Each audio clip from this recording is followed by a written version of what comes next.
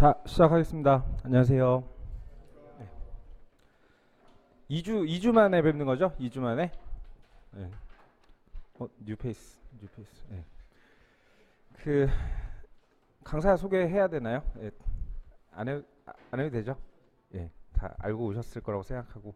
저는 이게 종합반 그 세트로 묶여져 있는 마지막 강의인 줄 알았는데 뭐 제가 알고 있는 거랑 좀 다르네요. 뭐 학원에서 하는 거라 뭐 제가 어떻게 얘기할 수는 없고요. 오늘부터 이제 문제풀이를 들어갑니다. 그래서 8회차 강의죠. 저희가 이론과정 1을 12회차 했고요. 총론. 그리고 이론과정 2를 다시 12회차. 강론 이렇게 했고 이제 문제풀이 들어가는 거죠.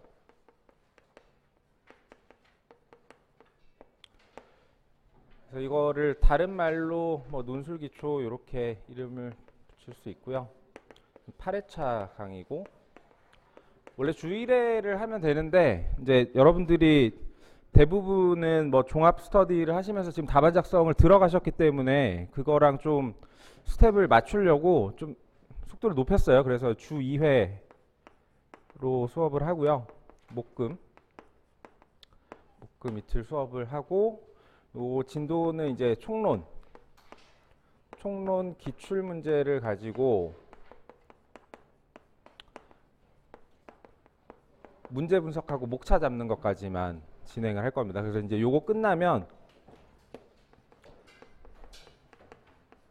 이제 문제풀이 1부터 문제풀이 4까지 이렇게 갑니다. 문제풀이 1부터는 이제 여러분들 종합 스터디 하는 거랑 똑같이 요거는 이제 답안 작성까지.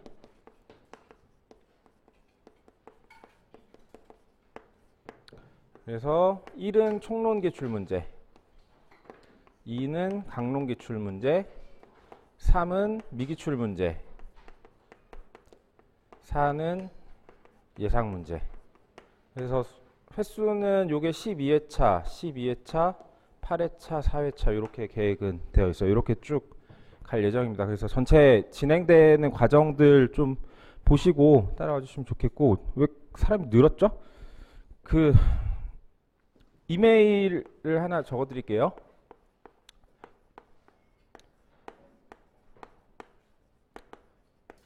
윌84 네이버닷컴이니까 질문을 주실 때는 이쪽으로 질문 주시면 좋겠고요. 질문 주실 때는 수강 강의명, 어떤 수업을 듣고 있고 성함이 어떻게 되시는지 밝혀주시고 나서 내용 적어주시면 적어도 반나절 안에는 회신을 드리겠습니다. 그리고 간단한 질문은 작년에는 거의 뭐 이메일보다는 카톡방을 많이 선호하셨는데 올해는 완전 반대인 것 같아요. 카톡방은 되게 조용하더라고요. 오픈 채팅방. 비밀번호 잊어버렸는데 비밀번호 뭐였지? 비밀번호가 걸렸는데 생각이 190317이었나? 혹시 채팅방 안 들어와 계신 분? 안 들어와 있는데 들어올 거다. 네, 없죠? 그럼 설명 안 해도 되겠다. 그렇죠? 요 오픈 채팅방은 요 강의까지만 운영을 할 거고요. 다들 뭐 별로 안 쓰시고 해서 요 강의 끝난 다음에 이제 오픈 채팅방은 없앨 거예요.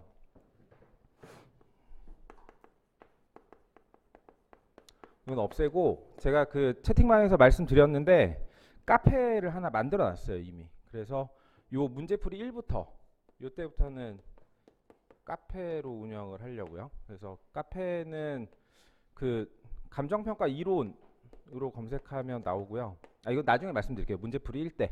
왜 카페를 하냐면 여러분들 이 답안을 지금 스터디에서도 처음 쓰시는 분들도 있고 이제 제 수업에서도 이제 문제풀이 1부터는 답안을 쓰실 텐데 초반에 답안 쓰실 때 당연히 시행착오를 많이 겪겠죠. 그 시행착오를 조금이라도 줄이는 방법이 이제 다른 수험생들의 답안하고 서로 좀 비교해 보는 거. 근데 그런 것들을 이제 일상적으로는 보통 이제 개별 스터디 같은 걸 서로 하시면 개별 스터디 하시면서 서로 이제 크로스 체크하고 하시는데 의외로 되게 샤이하고 의외로 개별 스터디 같은 거를 하기 부담스러워하는 분들도 많습니다. 저도 수험생활 2년 동안에 저도 단 한 번의 스터디도 안 했거든요. 개별 스터디 같은 거 안 하고 저는 2년 동안 혼자 공부했어요. 그래서 그런 분들이 의외로 많아요. 그래서 그런 분들한테도 서로 좀 답안을 서로 비교해 볼 수 있는 기회를 좀 드리려고, 그래서 이 문제풀이 1 수강하시는 분들 중에 강제를 할 수는 없고요. 제가 신청을 받아서 그 신청하신 분들만 들어오고 나갈 수 있는 게시판을 하나 만들었어요. 그래서 그 신청하신 분들은 이제 매주 자기가 첨삭받은 답안지를 그 카페 게시판에 올리면 이제 같이 자기 답안 공개를 하는 사람들끼리 서로 보면서 아, 이 사람은 이렇게 써서 이렇게 첨삭이 됐고 나는 이렇게 써서 이렇게 첨삭이 됐구나, 그런 걸 이제 서로 비교해 보실 수 있게 그렇게 할 거고요. 첨삭은 2명이 할 겁니다. 나름대로 전 첨삭 되게 중요하게 생각해서 지금 29기 한 분은 이제 작년에 이미 저랑 같이 첨삭을 진행했던 분이 한 분 있고요. 올해 이제 30기 합격생 중에 작년에 이제 제 수업 수강하셨던 분들 중에 이론 점수가 뭐 40점 후반대나 50점 초반대 나왔던 분 한 분 섭외를 해서, 저번에 어떤 분이 오셔가지고 자기 올해 합격할 것 같은데 채점 좀 하게 해주면 안 되냐, 그래서 일단 합격하고 나서 얘기하자 이렇게 얘기를 했는데, 아무튼 이렇게 두 분이 채점을 해주실 거고, 이 두 분은 제가 문제풀이 1 개강할 때 여러분들한테 소개를 시켜드릴게요. 그래서 이 문제풀이 1 때는 제가 점수를 드리지 않아요. 점수를 드리지 않고 이때는 철저하게 내용 위주의 첨삭을 합니다. 그래서 여러분들이 잘못 알고 있는 개념이나 아니면 잘못 서술하고 있는 것들, 뭐 불완전하게 서술하고 있는 것들, 그래서 내용 부분을 열심히 봐드릴 거고, 총론 강론 둘 다 내용 첨삭만 하고, 이제 3기 때부터는 이제 여러분들이 익숙한 시스템대로 점수도 나가고 등수도 나가는 시스템으로 3기부터 운영을 하고요. 이 3기 딱 시작할 때 제가 모의고사를 봐요. 실전처럼 3회 모의고사를 보는데, 이 3회 모의고사에서 나오는 점수가 되게 중요하더라. 제 경험칙상. 그래서 이때까지 이 문제풀이 논술 기초랑 총론, 강론 이렇게 하면 기출문제를 거의 아마 한 3회독 정도 하시게 될 거예요. 그래서 3회독 정도 하시게 되면 그거 가지고 여기서 이제 여러분들 실력 처음으로 자기 위치를 확인하는 거죠. 이제 종합 스터디 여러분들 하시는 것과 다르게 뭐 점수도 안 드리고 뭐 하는 이유는, 저는 여러분들이 지금은 레벨을 따질 단계가 아니라고 생각하기 때문에 그렇습니다. 충분히 공부할 만큼 공부하고 나서 그 다음에 레벨을 비로소 판단할 수 있다는 거죠. 그리고 여기서 판단된 레벨도 요 3기, 4기 때 바뀔 수도 있는 거고요. 근데 보통 여기서 결정된 게 10명 중에 7명 그대로 가요. 3기 처음에 들어갈 때 모의고사를 봤을 때 상위권이었던 분들은 10명 중에 7명은 4기 끝날 때까지 상위권에 있고 시험 점수도 비슷하게 나오더라. 제 경험칙상. 그래서 이런 흐름으로 갈 겁니다. 자,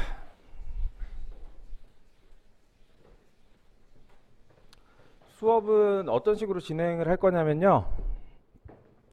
일단 첫 시간은 간단하게 오리엔테이션을 할 거고요. 오리엔테이션은 이제 말이 오리엔테이션이지, 여기서 있는 내용을 가지고 오늘 둘째 시간부터 8회차 강의가 종강할 때까지 여기 있는 게 원칙을 배우는 거고요. 이 원칙을 계속 적용하는 연습을 하는 겁니다. 그래서 이 오늘 첫 시간 수업을 좀 집중해서 들어주셨으면 좋겠고, 이제 오늘 둘째 시간부터 8회차까지 이제 총론 기출 문제를 하는데, 진행 방식은 이렇게 진행을 할 거예요. 제가 여기다 문제를 띄워 드리고요. 문제 띄워 드리고 여러분들이 목차를 잡을 수 있는 시간 제가 드릴 거예요. 뭐 한 5분 정도? 그래서 각자 목차를 한번 잡아 보시고, 이 목차를 설계하는 방법은 여러분들 마음대로 설계하는 게 아니고 제가 여기서 말씀드린 방법대로 적용하는 연습을 해보는 거예요. 적용하는 연습을. 그래서 하시고 이제 제가 해설을 해드리는 방식으로 진행을 할 거고, 교재는 없어요. 교재는 없다. 교재는 사실 일부러 안 나눠 드리는 거기도 해요. 그러니까 제가 여기 하는 강의 스터프들이 대부분 기출 문제이기 때문에 사실 여러분들이 구하려면 얼마든지 뭐 구할 수 있는 것들인데 굳이 나눠 드리지 않는 이유는 뭔가 텍스트화된 교재로 나눠 드리는 순간 여러분들이 되게 손쉽게 암기의 유혹에 빠지더라. 그냥 저기 있는 거를 잘 이해가 안 되면 외워버려야 되겠다. 그렇게 하고 자꾸 아는 것처럼 착각하고 넘어가는 걸 너무나 많이 봤기 때문에 교재가 아예 없어요. 그래서 무슨 얘기냐면 그날 강의실에서 여러분들이 보고 연습하고 해설 듣고 그걸 그냥 계속 반복하는 8회차 동안에 총론 기출문제를 가지고 반복하는 거 가지고 연습을 하시라는 거죠. 그 연습은 외우는 게 아니라 여러분들 몸에 체화되는 거니까 뭐 따로 기록하거나 암기하거나 하실 필요가 없다는 거예요. 그래서 교재는 별도로 없다. 그리고 만약에 그날 자기가 세웠던 목차랑 제가 해설하는 목차랑 뭔가 좀 안 맞는다. 혹은 다르지만 이렇게 목차를 짜도 되지 않을까라는 의구심이 들면 그날 바로 해결하시던지 좀 부끄러우시면 뭐 이메일을 보내주시거나 해서 그때 바로 풀고 넘어가시고 암기하지 마시라. 만약에 여러분들이 여기서 목차를 이렇게 잡았어요. 근데 제가 이렇게 목차를 잡았어요. 다르잖아요. 다르다고 해서 아, 내 거 틀렸구나. 이게 맞는 거구나라고 생각하시면 안 된다는 거예요. 아시겠죠? 아, 내가 잡은 목차의 문제점은 뭐고 이렇게 잡았을 때 좋은 점은 뭐구나를 그냥 인지하고 넘어가시면 돼요. 이걸 암기하는 순간 나는 여기서 뭔가 숙달되는 게 아니라 그냥 이걸 암기해서 넘어가 버리는 거니까 그렇게 하지 마시고 이거를 이제 8회차까지 계속 하시다 보면 이제 여러분들만의 문제를 보면 조건반사적으로 아 이렇게 문제 목차를 잡아야 되겠구나. 목차를 잡는 기본 원칙은 뭐구나. 이런 것들을 아시게 되는 거. 그게 이 수업의 목표입니다. 여러분들 1차 시험이랑 비교를 해보시면 1차도 마찬가지로 기본 이론, 문제풀이, 최종 점검 이렇게 가고요. 2차도 마찬가지로 기본 이론 듣고 문제풀이, 뭐 실전 뭐 이런 식으로 갑니다. 이것도 마찬가지로 기출문제를 돌리고 얘도 기출문제를 돌려요. 똑같죠? 그쵸? 1차랑 2차의 차이점은 뭐냐면 1차에서는 이 문제가 그대로 나온다는 거예요. 시험에. 맞죠? 2차의 차이점은 이 문제가 그대로 나오지 않는다는 거죠. 그렇죠? 여러분들 뭐 지금 종합 스터디 하시니까 기출문제 뭐 일부 풀어보신 분들도 있겠지만 그 기출문제 다 보시고 29회 이론 문제 한번 보세요. 기출문제랑 똑같이 나온 게 있나? 내가 기출문제를 싹 다 외워버렸어. A 플러스를 싹 다 외워버렸어. 그렇다고 해서 29회 문제를 아주 편안하게 1차처럼 풀 수 있는지를 스스로 한번 자문자답 해보시라고. 절대 아닙니다. 그래서 이런 방법을 쓰는 거예요. 종합 스터디 가서 목차를 잡는 기본 원칙도 안 되어 있는데 막 잡고 답안 쓰고 거기에 막 빨간색 돼 있으면은 반성하고 남의 거 보고 아 모르겠다 그냥 외워버리고 그렇게 하면 실력 안 늡니다. 그렇죠? 우리는 이 기출문제를 풀어서 이걸 외우는 게 중요한 게 아니라 이 기출문제를 관통하는 원리. 이 원리라는 건 논술의 원리를 여러분들 스스로 정리하시는 게 중요하다는 거예요. 그게 이거예요. 1교시 오리엔테이션 때 하는 이 내용이 제가 처음에 이 논술 기초라는 수업을 기획했을 때 만들어서 제가 여기서 만들었던 이 원칙대로 기출문제를 11회부터 20회까지 다 풀어본 거예요. 그래서 아, 이 정도의 원칙이면 물론 완벽하게 다 풀리진 않겠지만 어느 정도 기출문제를 관통하는 원리라고 해도 되겠다라고 해서 이걸 말씀드리는 건데 이건 소위 얘기하는 연역적 방식이잖아요. 근데 이제 여러분들은 그걸 접근하는 건 이제 귀납적으로 접근을 하시는 거죠. 사례들을 가지고 계속 연습하면서 아, 이런 게 논술을 관통하는 기본 원리구나. 그래서 결과적으로는 당연히 실전에서 혹은 실제 시험장에서 모르는 문제가 나올 텐데 그 모르는 문제가 나오더라도 이 원리는 동일하게 적용이 된다는 거죠.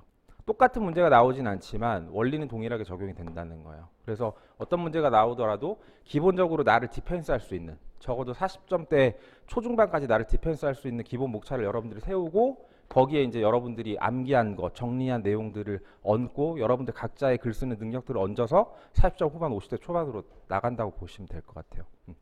그래서 2차는 1차랑 다르다. 암기가 아니라 원리를 여러분들 스스로 깨닫는 거, 어떤 문제를 보더라도 동일하게 적용될 수 있는 원리를 여러분들 스스로 체득하는 게 중요하다라는 말씀을 반드시 드리겠습니다. 그래서 암기하지 마라. 종합 스터디도 마찬가지예요. 종합 스터디 때 물론 암기가 불필요하다는 얘기가 아니에요. 암기를 하는 시점이 있다라는 거고, 암기를 했다고 해서 그 친구들이 합격을 못할까요? 합격 잘합니다. 근데 그 친구들은 암기를 하더라도 그 암기를 소위 목차를 통으로 암기하는 방식이 아니라 그 부품들을 잘 암기를 해서 그 부품들을 잘 조립했던 사람들이 합격을 하는 거지, 뭐 목차 통으로 암기하고 기출문제 통으로 암기하는 사람들이 붙을 수 있는 시험 저는 아니라고 생각하니까 암기를 하더라도 요령과 방법이 있다라는 거. 자, 요 정도 얘기하면 될 것 같고요. 자, 나가볼게요. 요 내용은 사실 저희가 이론 과정 1때도 한번 짧게 한번 해드렸었고, 그렇죠? 그 다음에 이론 과정 2때도 조금 더 길게 한번 풀어드렸던 건데, 약간 복습 겸 그리고 약간 심화 겸 그렇게 받아들이시면 될 것 같아요. 자, 문제가 있습니다. 감정평가에 있어 지역분석의 의미 필요성을 설명하고 개별분석과의 상관관계를 기술하시오라는 실제 기출된 문제가 있는데, 이제 이 문제가 나올 수도 있고 다른 문제가 나올 수도 있고, 이 위에는 이제 얼마든지 문제가 바뀌겠죠. 그 문제들을 풀 때 여러분들이 어떤 순서로 접근하시냐는 거예요. 그래서 그 문제를 접근하는 방식을 약간의 순서로 구분을 해서 만들어 본 겁니다. 자, 일단 20점짜리 문제면 20분 안에 풀어야 되죠. 상식적으로. 그렇죠? 우리는 100분에 100점을 푸는 거니까 20분 안에 풀려면 문제를 푸는 순서는 일단 논제를 분석하고요. 그러니까 이 문제가 우리가 그렇게 정리하라고 했던 그 감정평가 이론 체계도 있죠.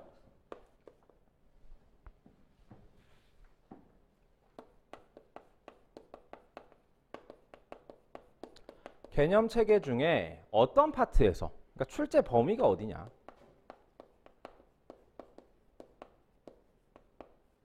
그러니까 어디냐를 먼저 파악을 하는 게 제일 먼저 해야 될 일이라는 거예요. 자, 이 논제 분석은 어떻게 하는 거냐면 기본적으로는 목적어를 가지고 찾는 겁니다. 목적어를 가지고. 자, 이 문제에서 목적어를 찾으면 뭐가 되죠? 목적어가 이거잖아요. 을. 그렇죠? 목적어. 그러면 논제가 의미 필요성이에요? 논제가 상관관계인가? 이건 아니겠죠. 당연히. 그렇죠? 그러면 얘네 앞에 붙어 있는 수식어를 보면 지역 분석의 의미 필요성이잖아요. 그렇죠? 얘는 개별 분석과의 상관관계인데 명시적으로 나와 있진 않지만 얘를 온전한 문장으로 바꿔보면 지역 분석과 개별 분석과의 상관관계를 기술하시오죠. 그렇죠? 자, 그러면 이 서술어를 기준으로 나눠보면 이 앞에 나와 있는 문제의 서술어, 아니 목적어는 지역 분석이죠. 그렇죠? 두 번째 나와 있는 문제의 목적어는 지역 분석과 개별 분석입니다. 그렇죠? 그러면 논제는 지역 분석,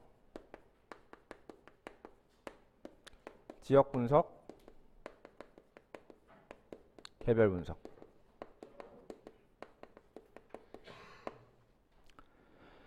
자, 이게 사실 쉽다면 쉽고 어렵다면 어려운 건데, 이 논제 파악을 잘못해버리면 이게 쉬운 게 아니에요. 예를 들면 29의 1번 문제도 제가 뭐 29회 해설해드리면서 말씀드렸지만 29회 맞나? 30회인가? 30회? 그렇죠. 30회 1번 문제. 30회 1번 문제도 논제가 뭡니까? 논제. 여러분들 다 시험장 들어가셨잖아요. 분약과 상한제가 논제가 아니에요. 아니, 분약과 상한제는다. 선분양, 후분양이 논제가 아니라고요. 그 30회 1번 문제를 목적어를 찾으라고 여러분들한테 주면 뭐가 나올 수밖에 없냐면 감정평가 방법을 설명하시오예요. 그렇죠? 근데 감정평가 방법이라는 건 논제가 될 수 없잖아요. 그렇죠? 그러면 그 앞에 붙어 있는 거 택지의 감정평가 방법을 설명하셔요. 그러면 논제는 택지의 감정평가 방법이 논제인 거죠. 그렇죠? 그래서 이게 서술어가 안 찾아지면 이 문제를 줄여보면 돼요. 줄여보면. 문제를 줄인다는 건 수식어를 빼면 줄여지는 거죠. 그렇죠? 온전한 하나의 문장에서 모든 수식어를 다 빼버리고 주어, 서술어, 목적어만 남기면 그게 줄이는 거잖아요.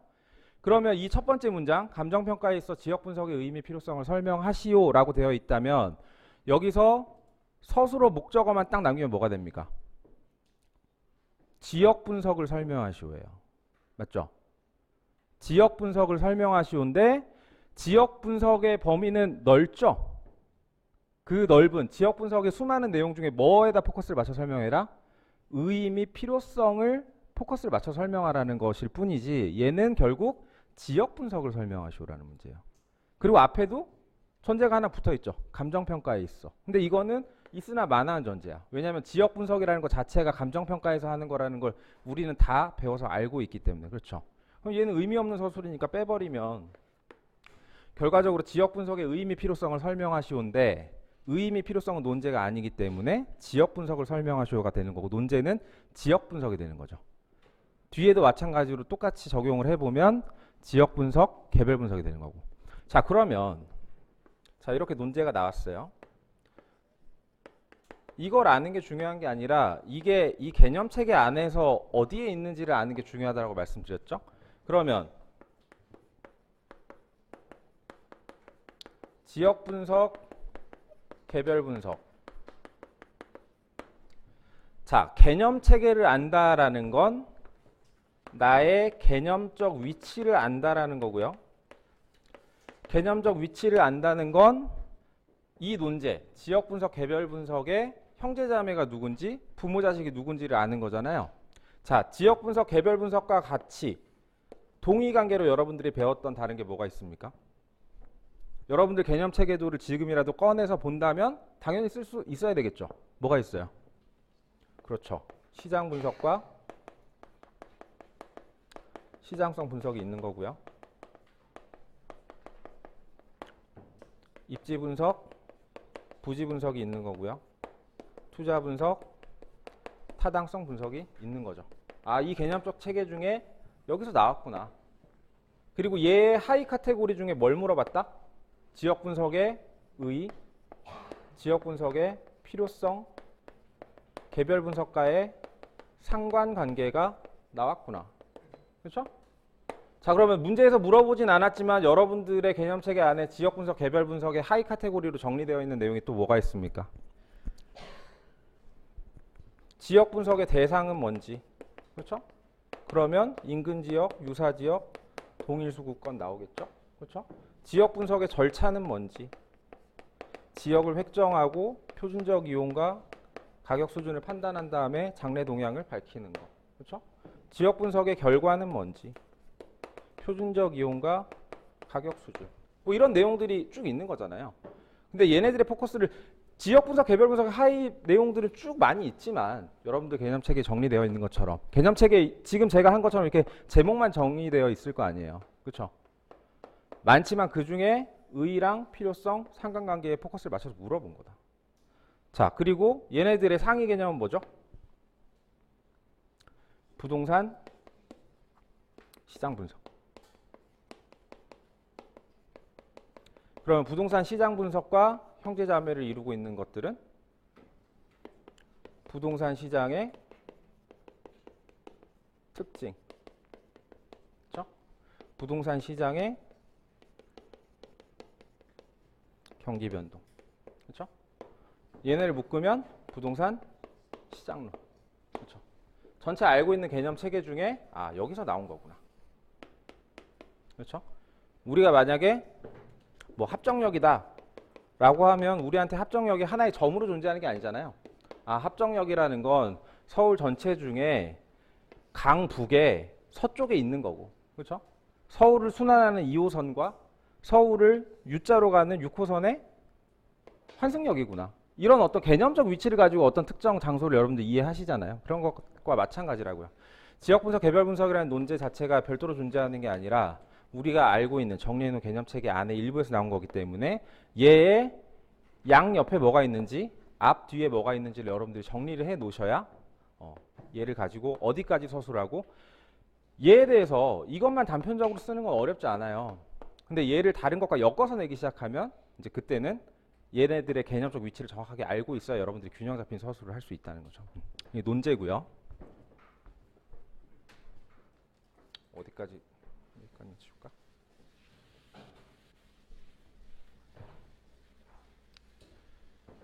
자, 그러면 논제 찾았어요. 이 논제를 찾는 거는 지금은 뭐 저렇게 복잡한가라고 하실 수도 있지만 여러분들이 문제풀이 0하고 문제풀이 1 정도만 끝나도 논제 찾는데 0.5초 정도 걸릴 거예요. 0.5초.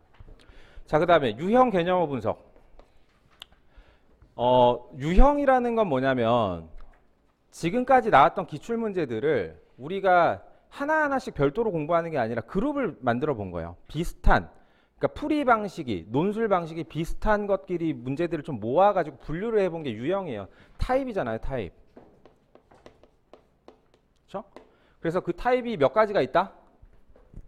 크게는 대분류가 있다라고 말씀드렸죠. 설명하라와 논하라 두 가지가 있고, 설명하라, 논하라 밑에 세부 유형이 몇 가지? 6가지가 있다라고 말씀드렸어요. 그 뒤에서 다시 설명드릴 텐데 그 6가지인 건 알겠는데 그걸 어떻게 찾느냐? 얘는 서술어를 보고 찾습니다.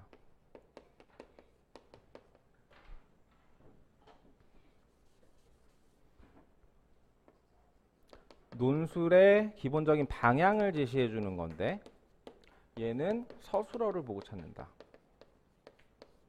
그러면 얘는 설명하고 기술하시오. 그렇죠? 그러면 설명하라 문제구나, 설명하라 문제구나. 기술하라 하고 설명하라 하고 다르지 않습니까? 예, 다르지 않습니다. 예. 설명하라, 기술하라. 결국 설명형 문제구나. 그러면 설명형 안에 6가지 유형이 있다라고 말씀드렸죠? 기본 서술형이 있고요. 관계 서술형, 관련 서술형, 비교 서술형, 뭐 사례 서술형 6가지가 있는데 그 중에 얘는 문제를 보니까 이미 얘는 다 논제고요. 그렇죠? 논제고 얘는 의미 없는 서술이라고 했으니까 첫 번째 문제는 아무것도 남는 게 없잖아요. 그러니까 첫 번째 문제는 기본 서술형이구나. 두 번째 문제는 지역 분석과 개별 분석과의 관계를 기술하시오. 이 관계라는 단어가 굉장히 많이 나오더라고 우리 시험에 보니까. 그래서 저걸 하나 유형으로 만들어 놓은 거예요. 그래서 두 번째는 관계 설명형이구나. 이걸 찾는 게 중요하다는 거죠. 자, 이걸 찾아서 뭐 어떻게 씁니까? 라고 물어본다면 기본 설명형 문제는 그냥 쓰시면 돼요. 이건 별도의 요령이나 그런 게 없습니다. 그냥 있는 대로 차분하게 순서대로 쓰시면 되는데 관계 설명형의 경우에는 이 나머지 유형들도 마찬가지로 자, 논술의 방향, 논술의 전략. 더 쉽게 얘기해서 이런 유형의 문제가 나왔을 때 여러분들이 반드시 지켜줘야 되는 룰이 있다는 거예요. 디펜스를 해줄 수 있는 룰이. 그게 관계형 문제에서는 이 둘 사이의 관계를 명확한 단어로 지역 분석과 개별 분석과의 관계가 어떤 관계인지 명확한 단어, 관계를 정의할 수 있는 핵심적인 단어, 키워드를 제시해 주는 게 이 논술을 하는 데 있어서 핵심이라는 거예요. 나머지도 마찬가지로 얘처럼 하나 여러분들이 반드시 포인트를 찝어야 되는 요령들이 있고요. 자, 그래서 그거를 찾고요. 그리고 나서 이제 개념어라는 게 나와요. 개념어라는 건 자, 논제 빼고 유형 빼고 쉬운 단어 빼면 나머지 이런 거, 필요성 같은 거. 이런 것들을 이제 저는 개념어라고 말씀을 드릴 건데 문제풀이 0에서는 지금 이 수업에서는 이 개념어에 대해서는 하지 않을 겁니다. 이것까지 하면 뭐랄까 우리가 하고자 하는데 좀 집중하기가 어려워서 얘는 문제풀이 1때 설명을 좀 드릴게요. 자, 여기까지 찾았다. 자, 그러면 논제가 어디서 출제가 됐는지 알았고 기본적으로 어떤 방향으로 서술을 해야 되는지까지 다 나왔어요. 큰 아웃라인이 나왔어요. 그러면 이제 서술을 하는 범위를 이제 확정을 해야 돼요. 범위라는 건 이제 분량을 얘기하는 겁니다.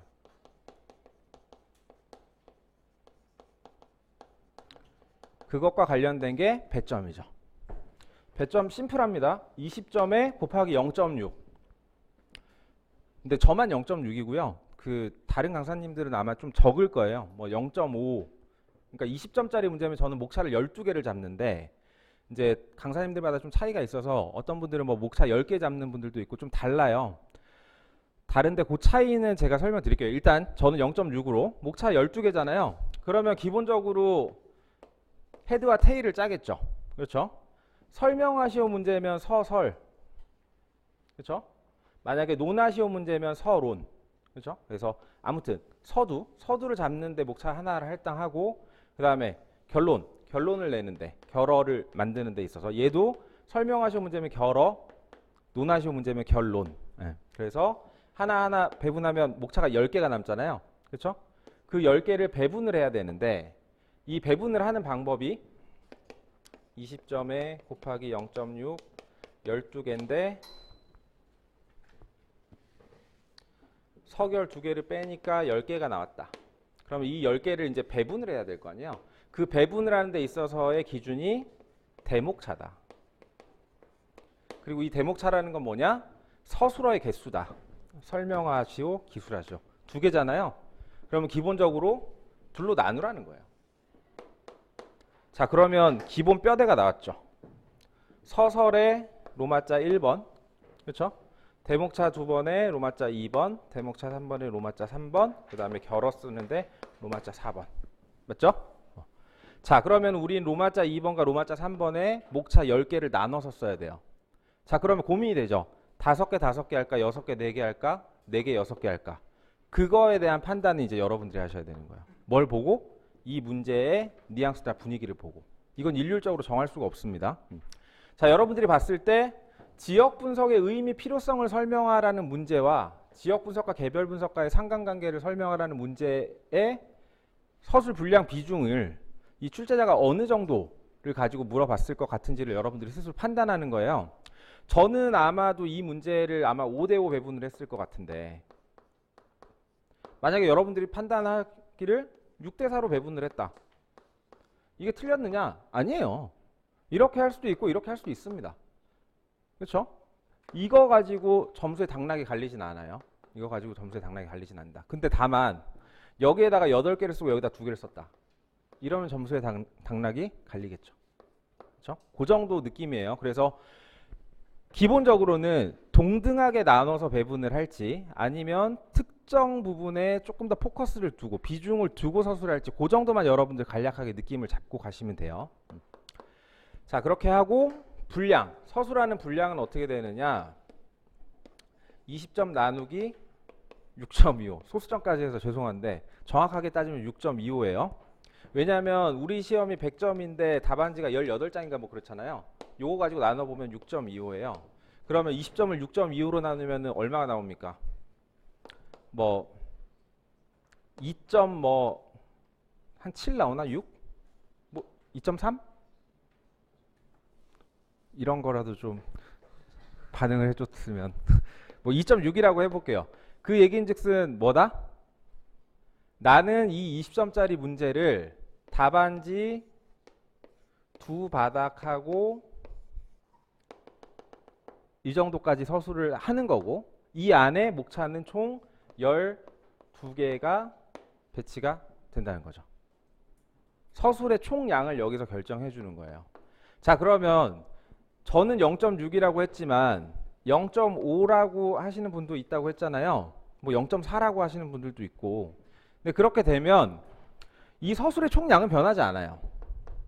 왜냐하면 배점 나누기 6.25를 해야지 정확하게 나중에 18장이 딱 나오거든요.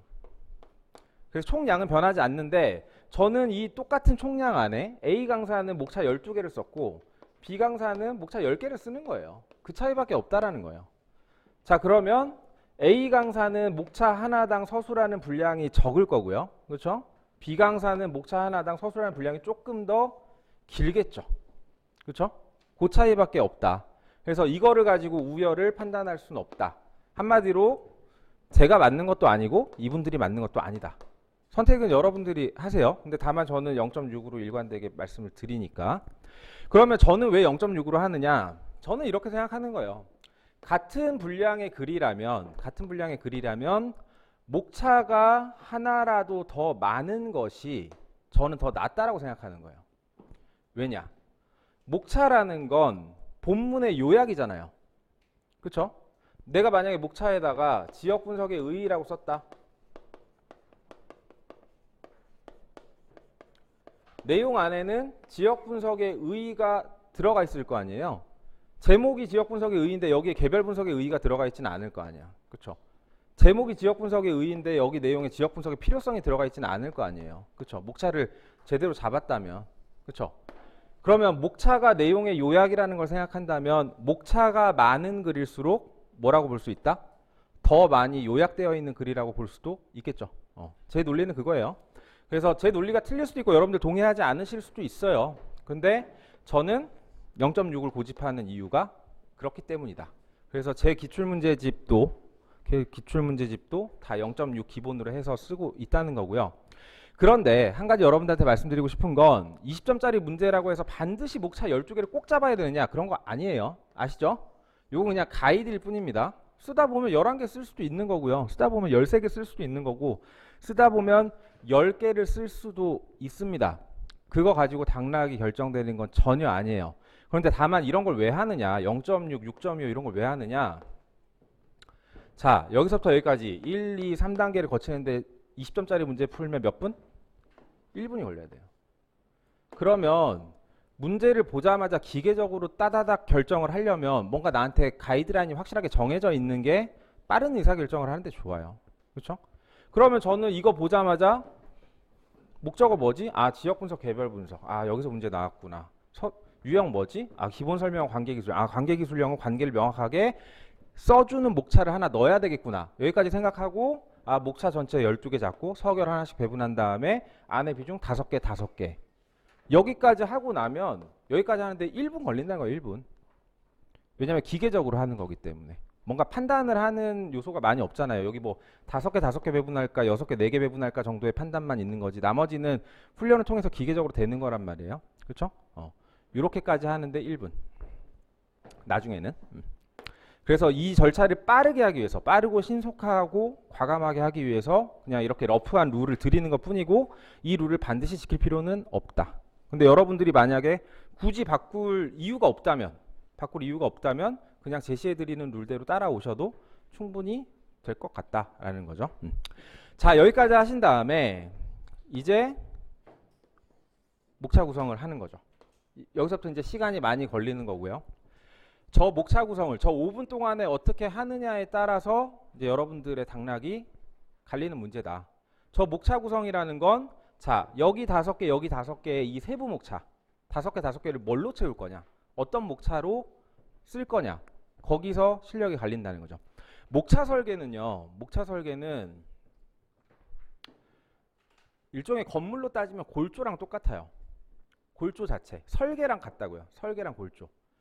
만약에 여러분들이 건축가 학생이고 제가 건축가 교수인데 여러분들이 설계를 엉망으로 해왔어. 그러면 그 설계에다가 굳이 이거를 가지고 모형을 만들어 보라고 할 필요가 있을까요? 할 필요가 없겠죠. 골조 자체가 엉망인데 뭐 설계 자체가 엉망인데 그렇죠? 그러면 실제 건물을 올리는 거 골조를 올리고 그 안에 내장을 하고 외장을 하고 안에 인테리어를 하고 뭐 설비를 갖다 붙이고 하는 것들은 실제 답안을 작성한 여러분들이 글을 쓰는 과정에서 이루어지는 거잖아요. 그러면 목차 자체를 잘못 잡아버리면 그 잘못 잡은 목차에다가 아무리 좋은 외장재 좋은 내장재를 갖다 붙여도 아무리 좋은 글빨로 안에다 채워 넣어도 점수가 나온다 안 나온다? 안 나온다. 30회 1번 문제를 푸는 데 있어서 공시지가 기준법을 안 썼다. 공시지가 기준법이란 목차 자체를 설계를 안 했다면 거기 점수는 통으로 날아가는 거예요.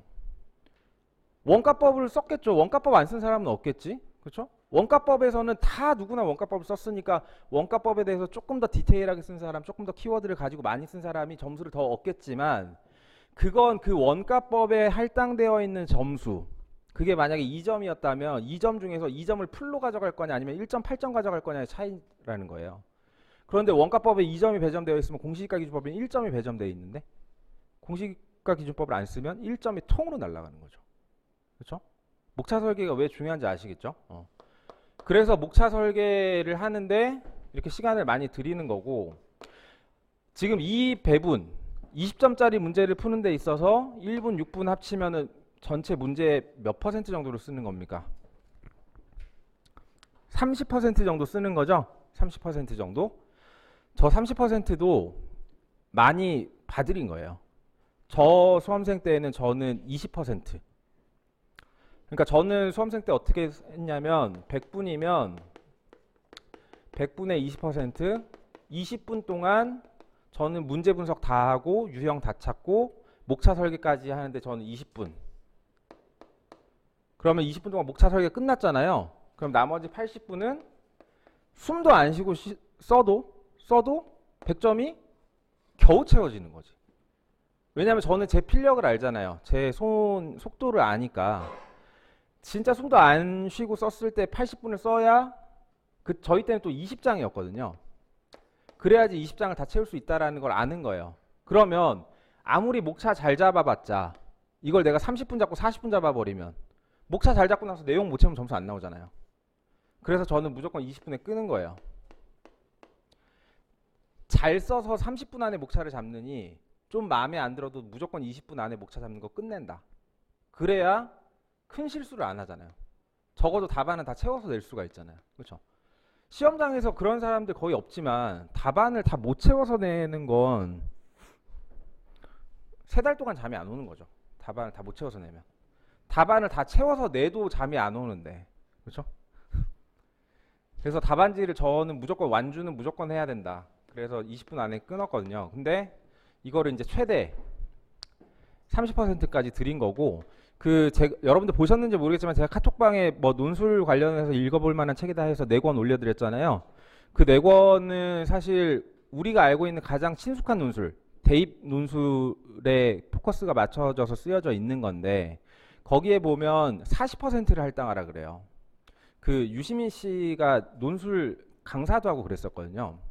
그 돈 없고 가난했을 때, 지금은 돈이 많으시지만 돈 없고 가난했을 때 논술 강사도 하시고 그러셨는데 그때 그 대입 논술 때는 룰이 정도 목차를 짜는데 쓰는 거. 그런데 이제 그 전략은 우리 시험이랑 조금 안 맞다. 왜냐면 우리 시험에서 60분 안에 100점을 채울 수 있는 사람은 본 적이 없어요. 60분 동안 답안지를 전체 다 풀로 채우는 사람 본 적이 없다. 저랑 같이 태평양에 입사한 22기 동기 중에 60분 안에 100점을 다 쓰는 애가 있는데 글씨를 읽을 수가 없어. 그래서 그런 경우를 빼고는 채우기가 어렵기 때문에 그 시간을 좀 줄인 거죠. 그래서 조금 빠르게 하실 수 있는 분들은 20%, 좀 느리더라도 30% 안에 여러분들 끊어서 연습을 하셔야 돼요. 아시겠죠? 그러면 제가 만약에 우리가 이제 연습할 때 20점짜리 문제를 우리가 연습을 한다? 그럼 제가 여러분들한테 자, 논제 분석, 유형 분석하고 배점 설계, 목차 구성까지 하는데 제가 몇 분을 드린다? 6분을 드리는 거예요. 그렇죠? 물론 이제 정확하게 뭐 타이머 재고 이렇게 하진 않고 대충 그냥 하는데 아무튼 그 정도 제가 시간을 드리고 여러분들이 여기까지 짠 목차와 이제 제가 여러분들한테 해설해 드린 목차를 서로 비교해 보면서 그게 맞다 틀리다로 보지 마시고 아, 저렇게 하는 게 더 좋구나. 혹은 내가 하는 것도 이렇게 하는 것도 좋은 것 같은데 이건 왜 안 되지? 이런 계속 사고 훈련을 하시라는 거예요. 왜냐하면 목차는 암기해서 쓰는 게 아니라 시험장에서 어차피 다른 문제가 나올 거고 얘를 관통하는 원리대로 여러분들이 목차를 짜는 거기 때문에 그런 연습을 하시자는 거죠. 자, 이게 끝나면 이제 문제풀이 1때는 그때는 기본적으로 풀었던 문제를 다시 푸는 거잖아요. 그렇죠? 그러니까 그때는 이제 여러분들이 조금 더 수월하게 목차를 잡으실 수 있을 거고 지금 여기서 처음 연습하면서 잡은 목차보다는 훨씬 더 진일보된 목차를 그때는 잡으시겠죠? 근데 그렇게 하기에는 우리가 시간 여유가 없으니까 그때는 그 목차에다가 답안 작성하는 것까지 이제 연습을 하는 거죠. 그렇죠? 내가 목차를 만약에 지역 분석의 의의를 잡았다? 그러면 지역 분석 의의에 대해서 통상 제 비율대로 저렇게 0.6에다가 하면 0.6에 6.25 하면 목차 하나당 서술할 수 있는 분량이 한 3, 4줄 정도 돼요. 그러면 제가 여러분들한테 지역 분석의 의의라고 던져드리면 여러분들이 3, 4줄 정도로 지역 분석의 의의를 쓰실 수 있어야 된다는 거예요. 그렇죠? 그게 이제 이거 할 때 나중에 문제풀이 1부터 이제 여러분들이 연습하시는 건데 이것도 저는 암기를 안 하는 걸로 수업을 합니다. 그래서 문제풀이 1때 오픈북으로 시험을 봐요. 오픈북으로. 그런데 이 오픈북으로 시험을 본다고 해서 뭐 경저 가지고 와서 보고 그런 거는 아니고요. 여러분들이 스스로 요약한 요약본 그걸 들고 들어와서 이걸 보고 오픈북을 하라는 거죠. 그래서 본인이 생각하면서 글을 써야 이게 말이 되는 글인지 말이 안 되는 글인지를 알 수가 있어요. 그렇지 않아요? 여러분들이 누군가한테 편지를 쓰는데 누군가한테 이메일을 쓰는데 전형적인 어떤 예시 이메일, 예시 편지가 있어서 그걸 그대로 보고 베끼면 이게 문맥에 맞는지 안 맞는지 신경 안 쓰고 막 쓸 거 아니에요. 그렇죠? 그런데 이게 내가 한 번도 안 써본 글을 누구한테 편지를 쓰는 거다, 한 번도 안 써본 글을 쓴다라고 하면 여러분들 스스로 내가 지금 쓰고 있는 게 말이 되는지 안 되는지를 보면서 쓸 거 아닙니까? 그렇죠? 저는 이걸 원하기 때문에 오픈북을 하는 거예요. 그래서 단 한 번이라도 평가사가 되겠다는 사람들이 기출문제에서 우리한테 묻고 있는 이론적 쟁점에 대해서 자기 스스로의 언어로 대답하는 연습을 한번 해야 되는 거예요. 시장가치의 변천 과정을 줄줄줄 외우는 게 중요한 게 아니라 시장가치의 변천 과정이 가지고 있는 의미가 뭔지 스스로 한번 생각해 보는 거, 단 한 번이라도. 그게 중요하다고요. 그렇게 생각해서 한번 써본 글은 생각하지 않고 10번 쓴 거랑 똑같다는 거예요. 그래서 이런 연습 과정을 하는 거니까. 물론 뭐 문제풀이 1대는 종합반도 아니고 뭐 학원에서 종합반이라고 하는데 아무튼 저는 이것까지 종합반인 줄 알았거든요. 그래서 문제풀이 1대는 이런 수업 방식에 동의하시는 분들만 저는 들어올 거라고 생각하고 그렇게 한 거니까 그때는 뭐 그렇죠? 자, 전체적인 플로우는 이렇습니다.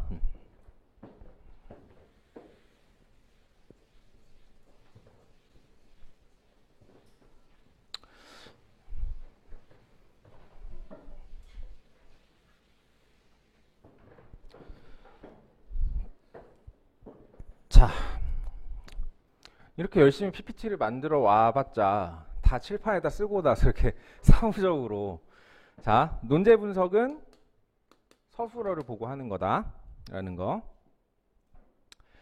자, 요거 세 가지 문제가 있는데 요거 세 가지 논제 한번 찾아보세요. 제가 3분 정도 드릴 테니까 연습해요. 연습. 예제.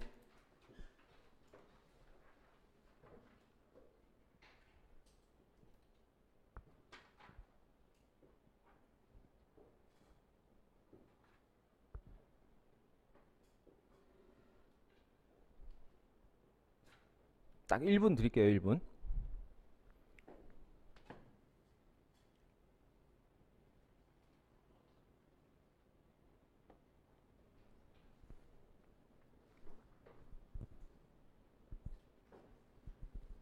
침묵을 참지 못하고. 자, 첫 번째 문제는 논제가 뭡니까? 아까 다 답을 얘기해 버려 가지고. 그쵸? 서술어를 찾으면 된다고 그랬죠? 아니, 목적어. 서술어가 설명하시오인데 뭘 설명하시오? 감정평가 방법을 설명하시오예요. 근데 감정평가 방법이라는 건 논제가 될 수 없으니까 찾아가 보면 택지, 조성한 택지, 조성한 택지의 감정평가 방법. 그러면 얘를 최대한 줄이면 뭐가 됩니까? 조성한 택지를 설명하시오는 말이 안 되잖아요. 그렇죠? 더 줄일 수가 없잖아요, 여기서. 그래서 최대한 줄인 게 조성한 택지의 감정평가 방법을 설명하시오가 되는 거죠. 자, 얘가 논제라면, 조성한 택지의 감정평가 방법이 논제라면 얘는 우리가 알고 있는 개념 체계상 어디에서 출제가 된 겁니까?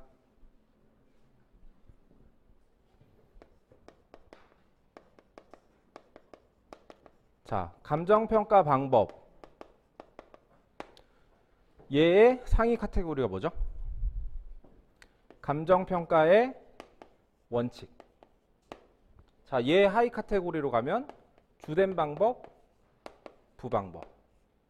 얘 하위 카테고리는 알 수가 없죠. 왜?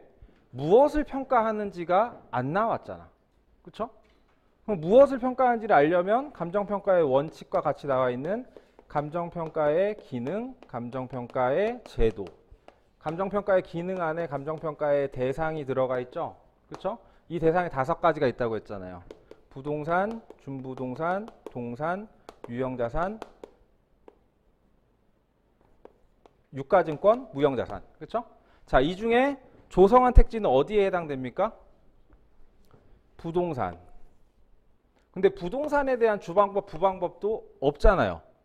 그러면은 부동산을 세 분류해야 될 거 아니에요. 이 부동산에 대한 세 분류는 어디서 나오죠? 부동산의 개념에서 나오잖아요. 얘네 세 개 묶으면 감정평가의 기초고. 그렇죠? 감정평가의 기초 앞에 부동산 가격론과 부동산 시장론을 지나면 부동산의 개념이 나오고요. 부동산에서 여기서 배웠던 게 부동산의 개념, 부동산의 분류, 부동산의 특징이잖아요. 그렇죠? 여기서 이 분류 안에 보면 부동산을 어떻게 나눴다? 용도별 분류와 유형별 분류로 나눴었고요. 용도별은 주, 상, 공, 녹 뭐 이렇게 나눴었고, 주상 얘네 묶어서 택지, 농지, 임지, 그렇죠? 이렇게 나눴었고, 유형은 토지, 건물, 복합, 집합 이렇게 나눴었잖아요. 그렇죠? 자, 여기서는 부동산이라고 하니까 이걸 확정할 수 없는데, 그러면 다시 앞에 개념으로 따라와서 얘네들의 세 분류를 보니까 택지의 감정평가 방법이라는 건 주상 공농 중에 뭐에? 주거용. 그렇죠? 유형 중에서는 토지. 그러면 주거용 토지의 감정평가 방법의 주된 방식과 부방법이 뭐냐? 그렇죠? 그러면 비로소 여기다 쓸 수 있는 거죠. 공시지가기준법, 원가법, 거래사례비교법, 수익환원법. 이게 기본 틀이에요. 틀인데 여기서 이제 약간의 튜닝이 들어가는 거예요. 뭐냐? 조성한 택지니까. 조성한 택지. 그렇죠? 그러면 이 조성한 택지는 특별하다고 해서 어디서? 감정평가 3방식 유형별 평가에서 유형별 평가 안에 쭉쭉쭉쭉 있는데 특수토지 있고요. 특수토지 안에 용도가 특수한 것과 이용사항이 특수한 것, 용도가 특수한 것 중에 조성중 토지가 있었잖아요. 여기서 있지만 그때 유형별 평가할 때도 말씀드렸지만 여기 있는 것들이 여기 있는 것들과 별도로 떨어져 있는 것이 아니라 기본적으로 여기 있는 로직 중에 여기서 강조할 것이 있는 것뿐이라고 말씀드렸었잖아요. 그래서 얘에 대해서 강조하는 건 뭐다? 이거라는 거예요. 조성중의 택지니까. 그럼 여러분들이 쓰셔야 되는 건 기본적인 공비 원수를 쓰시되 그 중에 어디에다 좀 비중을? 얘에다 비중을 좀 많이 두는 것 뿐이죠. 아니 주방법이 공시지가기준법이라고 해서 공시지가기준법 막 쓰고 얘 조금 쓰실 거 아니잖아요. 그렇죠? 저도 얼마 전에 이거 이제 30회 예시답안을 써서 넘겼는데 저는 어떻게 썼냐면 기본적인 로직은 이건데 이 로직 안에서 저는 포커스를 여기다 가장 많이 뒀고요. 그 다음에 얘네들은 묶어서 목차 하나로 처리했어요. 왜냐하면 조성 중인 택지를 수익환원법으로 평가한다는 게 거래사례비교법으로 평가한다는 게 일반적이진 않기 때문에 기본적인 로직은 지키되 거기서 비중 조절을 하는 거죠. 중요한 것에 강조를 주고 중요하지 않은 것을 축소해서 서술하고. 왜냐하면 중요한 것에 더 많이 배점이 되어 있을 거고 거기를 더 자세하고 많이 쓸수록 내 득점에 유리할 거니까. 그렇죠? 그래서 체계를 잘 알아야 된다. 자, 두 번째 문제. 두 번째 문제는 논제가 뭡니까? 을이 없네요. 그렇죠? 서술어는 논하 쉬운데 을이 없어. 을이라고 반드시 나오진 않죠. 얘를 르로 바꾸면 되잖아요. 을로. 그렇죠? 부동산 가치 발생 요인과 가격 결정 요인의 상호 관련성을 논하시오라고 해도 에 대하여 논하시오랑 똑같잖아요. 그러면 결국 여기서부터 여기까지네요. 그렇죠? 상호 관련성은 논제가 아니니까 결국 가치 발생 요인과 가격 결정 요인이 논제가 될 거고요. 쟤네들의 상위 개념 체계는 뭐가 있습니까? 부동산 가격 형성 원리. 그렇죠? 부동산 가격 형성 원리는 어떤 것들과 함께 부동산 가격론을 이루죠? 부동산 가격의 특징, 부동산 가격 형성 원리, 부동산 가격 재원칙. 그렇죠? 세 번째 문제. 세 번째 문제는 설명하시오죠? 서술어가 두 개니까 이게 문제 끊어야 되는 거예요. 그렇죠? 기본적으로 얘 대목차도 다르게 써야 된다고 말씀드렸죠? 끊어보면 얘는 뭘 설명하라는 거야? 최유효 이용 분석 방법을 설명하라는 거잖아요. 너무 쉽네. 그렇죠? 자, 최유효 이용 분석 방법의 상위 개념 체계에 뭐가 있죠? 최유효 이용의 원칙. 최유효 이용의 원칙의 그 상위 개념은 부동산 가격 재원칙. 그 위에 부동산 가격론. 아시겠죠? 그래서 문제를 풀 때 처음에는 여러분들이 개념 체계를 보면서 이렇게 하실 수도 있는데 금방 익숙해지실 거예요. 문제가 나오면 아 얘네들의 개념적 위치가 어딘지를 내 머릿속에서. 그럼 내 머릿속에는 늘 감정평가 이론 개념 체계가 둥둥 떠다니고 있어야 되는 거예요. 그렇죠? 그래서 사실 많은 양도 아니고. 자, 논제를 찾는 거 간단하게 연습을 해봤고요.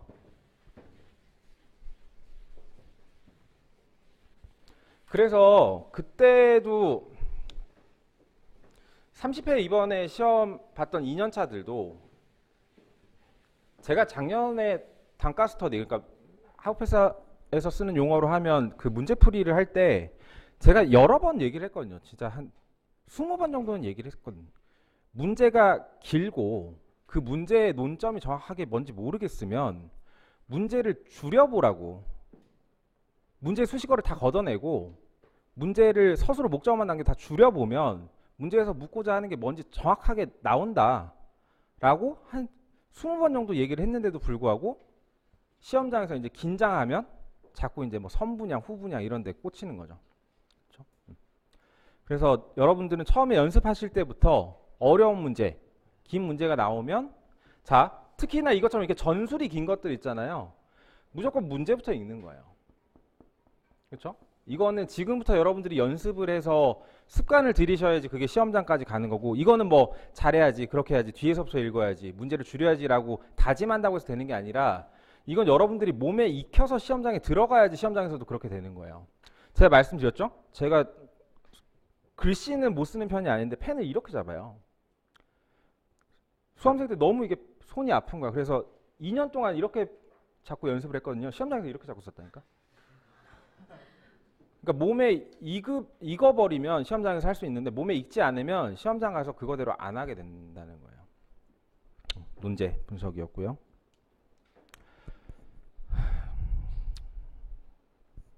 좀 쉬었다가 이것도 연습하고 넘어갈게요. 네.